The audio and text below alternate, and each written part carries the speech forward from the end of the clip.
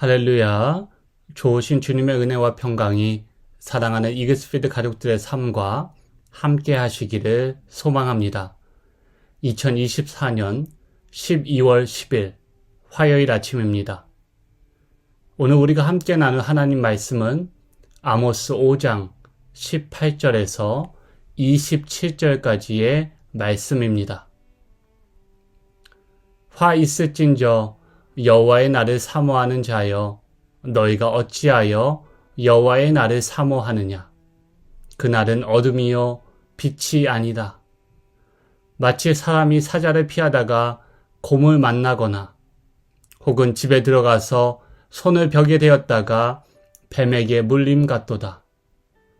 여호와의 날은 빛 없는 어둠이 아니며 빛남 없는 캄캄함이 아니냐?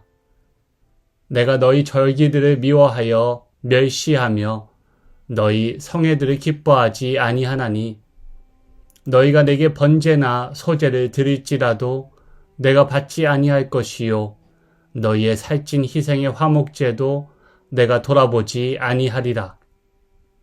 내 노랫소리를 내 앞에 그칠지어다. 내 비파 소리도 내가 듣지 아니하리라.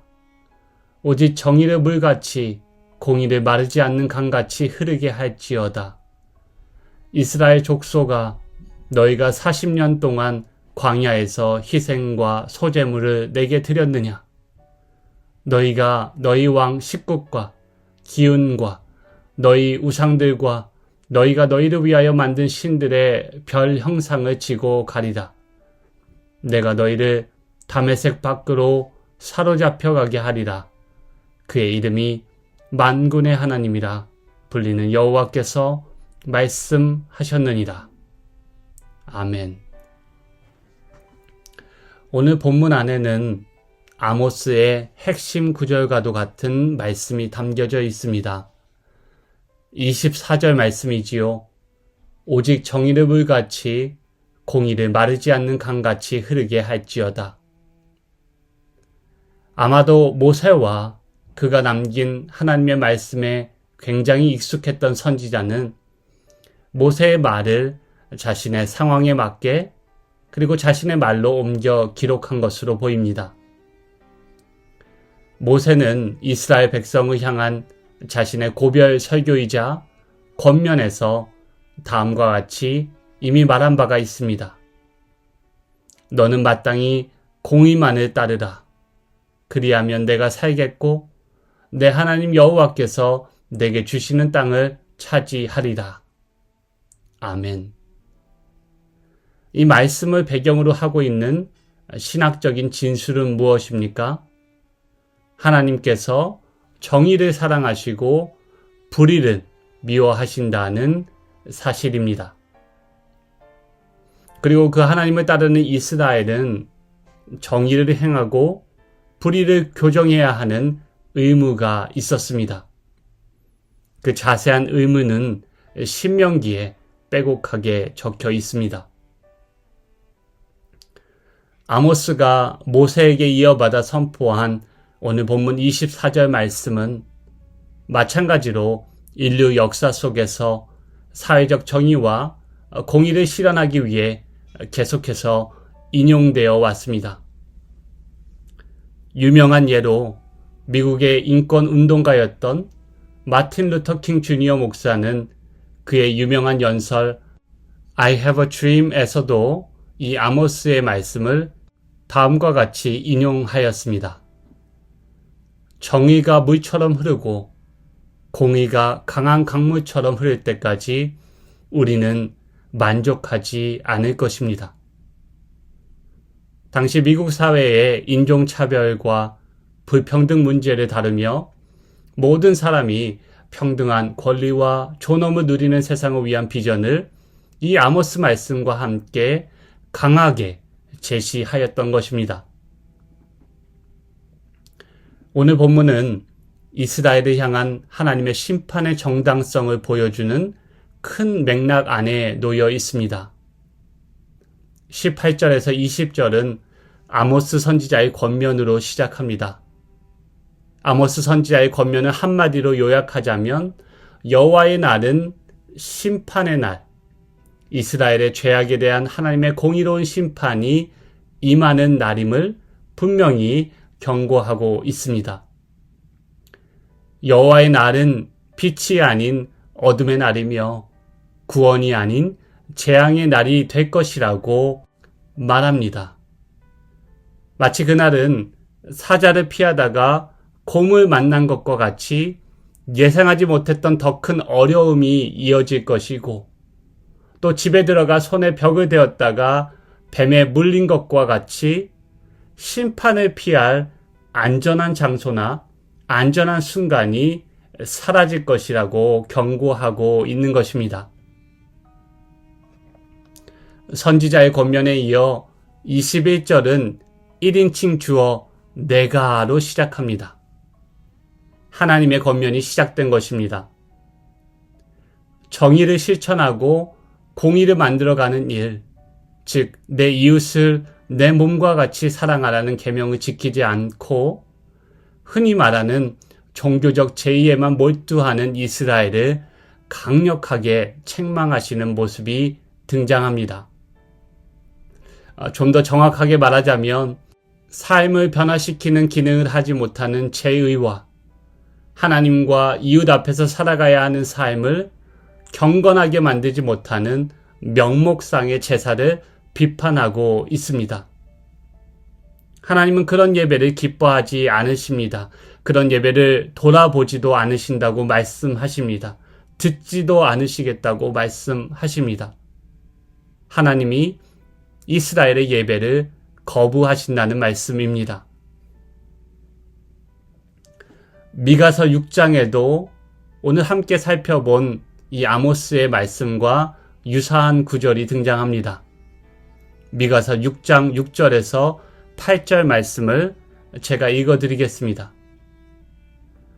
내가 무엇을 가지고 여호와 앞에 나아가며 높으신 하나님께 경배할까? 내가 번제물로 1년 된 송아지를 가지고 그 앞에 나아갈까? 여호와께서 천천의 수량이나 만만의 강물 같은 기름을 기뻐하실까? 내 허물을 위하여 내 맏아들을 내 영혼의 죄로 말미암아 내 몸의 열매를 드릴까? 사람아, 주께서 선한 것이 무엇임을 내게 보이셨나니 여호와께서 내게 구하시는 것은 오직 정의를 행하며 인자를 사랑하며 겸손하게 내 하나님과 함께 행하는 것이 아니냐. 아멘. 선지자 미가는 종교적 거칠애를 따르지만 윤리적 책임을 저버리는 이스라엘 앞에 놓인 것이 하나님의 매라고 이어서 말합니다. 아모스의 표현을 따르면 그 날은 여호와의 날, 심판의 날일 것입니다.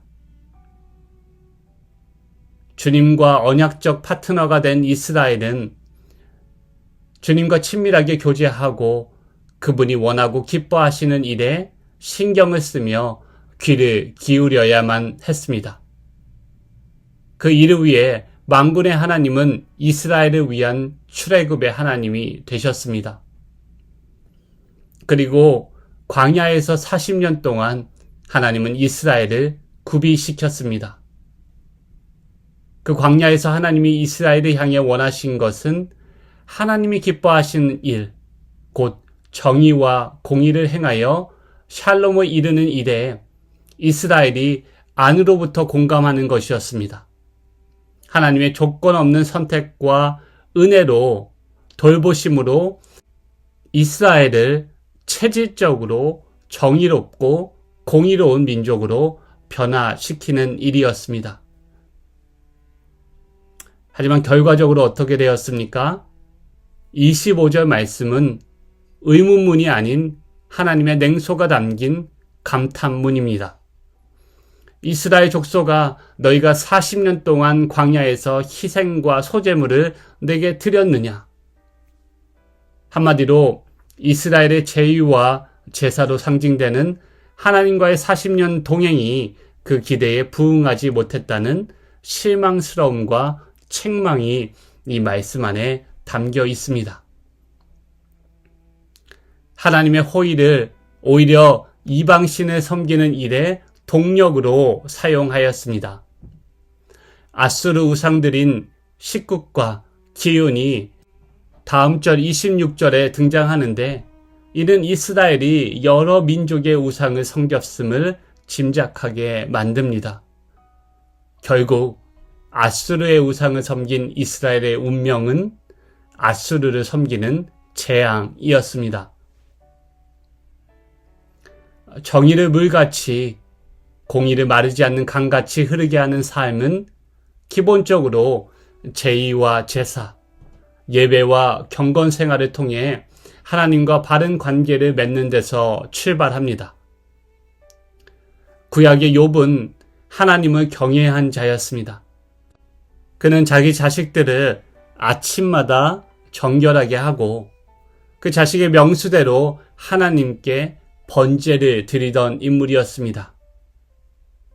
그리고 욥의 바른 예배는 그의 의로운 삶, 사회적 열매로 이어졌습니다.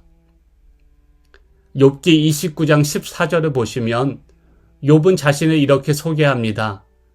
내가 의를 옷으로 삼아 입었으며 나의 정의는 겉옷과 모자 같았느니라. 의와 정의를 겉옷 삼고 살았던 욥의 삶의 모습은 구체적으로 어떤 모습이었을까요? 욥기 31장 19절에서 20절 말씀입니다. 만일 내가 사람이 의복이 없이 죽어가는 것이나 가난한 자가 덮을 것이 없는 것을 못 본 척 했다면, 만일 나의 양털로 그의 몸을 따뜻하게 입혀서,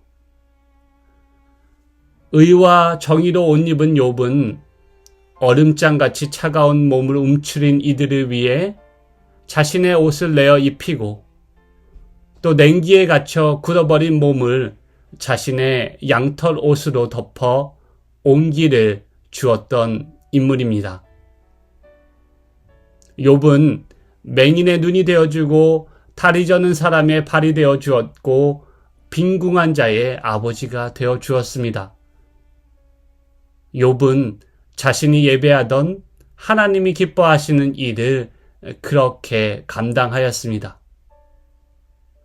아모스가 외쳤던 오직 정의를 물같이 공의를 마르지 않는 강같이 흘려보내는 삶은 욥과 같이 이웃의 필요를 채우기 위해 힘을 보태는 삶이라고 할 수 있습니다.